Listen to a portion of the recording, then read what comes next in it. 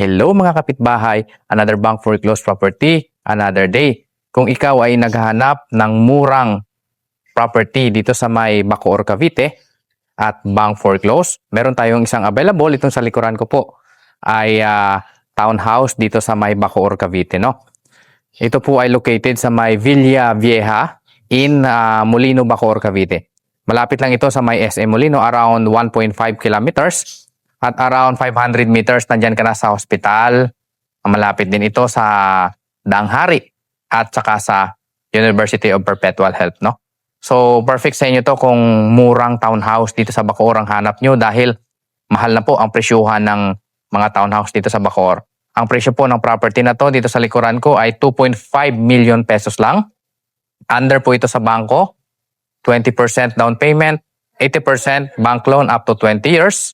Hindi lang po kasama dyan yung transfer of title at saka bank charges, no? So, murang-mura na ito dahil pag bumili kayo ng property dito sa may Bacoor, Cavite, mahal na po. Nasa 5 million pataas na. Okay? So, ito po ay bank foreclosed, 2.5 million pesos lang. Kung gusto nyo mag-inquire, kontakin nyo lang ako. Tara, mag-tour tayo. So, ito po ang property ng bangko dito sa may Villa Vieja in Bacoor, Cavite. Ang lot area natin dito ay 45 square meter and the floor area of 43 square meter. So ito po ay as is where is. Ang property line natin ay magmumula dyan hanggang dito. Yan. So ito po ay 2 bedroom, 1 toilet and bath lang. No? So maliit lang siya. Pero mahal na kasi ang presyohan dito sa Bacoor. Ito yung magiging car garage mo. Yan. So kasyang-kasya dyan yung maliit na sasakyan, no? Hatchback. Pag medyo malaki, alanganin na siya. Okay? So, yung community dito sa Villa Vieja, ganito po yung itsura. Yan, pasukin na natin yung unit, no? Disclaimer lang po, meron tayong caretaker dito, kaya nababantayan yung bahay. Okay? So, pagpasok natin sa unit, ganito yung itsura. Yan. Yan. So, ito yung magiging living area mo. Meron po tayong caretaker dito na nag-aalaga sa bahay, kaya nababantayan, no? Yan, maluwag po yung ating living area. Isa lang yung CR natin dito sa baba. Ito po yung itsura niya. Yan. Ganito yung itsura. So, as is where is. Dito naman yung ating kusina, no? Akitin na natin yung second floor. Yan, yung hagdanan natin kahoy siya. Pero kung gusto nyo siyang pagandahin, nasa inyo na po yun pag nabili nyo itong property na to. 20% down payment, 80% bank loan. Bedroom number 1, ito yung itsura niya.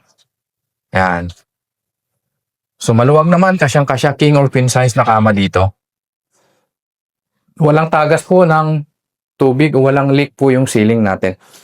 Meron ditong service area. Yan, may service area siya. Ito yan. Malaki pa yung service area. Pwede nyo pa itong gawing CR ulit, no? Kung sakali. Pwede yan. Okay?